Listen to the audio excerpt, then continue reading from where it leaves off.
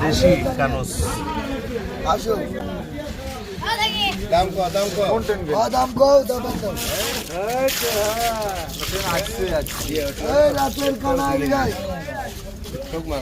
KG 300 KG 300 KG বন্ধু না না ঠিক আছে না কেজি হচ্ছে কেজি মনে নাকি এটা না না দাদা 360 360 360 370